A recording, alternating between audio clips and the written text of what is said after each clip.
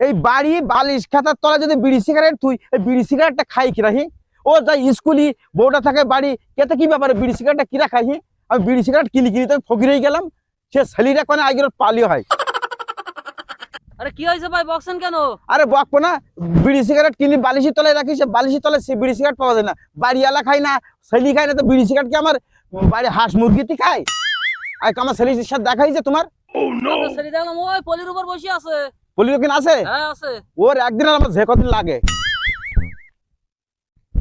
আরে খুয়া সোহেল, তুই এখানে কি করছিস? আব্বা আমি এখানে খেলা করছি। আরে খেলা করছিস? তুই কি বাড়ি থেকে বিড়ি সিগারেট নিয়ে আইসি নাই নাকি? আব্বা তুমি কি বলছো? বিড়ি আমি জীবনে চোখে দেখেছি, আর বিড়ি আমি খাই। বিড়ি কি জিনিস আমি কি জীবনেও দেখিনি। আর সিগারেট, সিগারেট আমার বাপ তাই চোখে দেখিনি, আর আমি খাবো কানতে। তুই যে সব কথাবার্তা গুলো বলছিস বুঝতে পারিস, কিন্তু তোর তো আমি বিশ্বাসও করতে পারছি না। এই তুই উঠি তাড়াতাড়ি সেটাই সেটাই তো আমি চেক করবো। এই সেটাই আব্বা তোমার বিশ্বাস না হলে তুমি আমার চেক করে দেখো, এ নাও। চেক তো অবশ্যই করবো। ঘোর আমি ঘোর।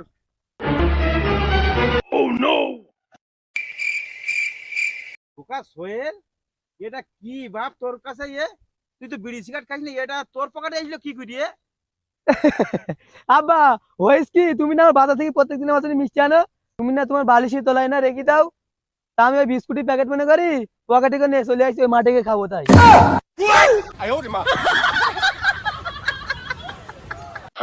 তোর বিস্কুটির প্যাকেট রে?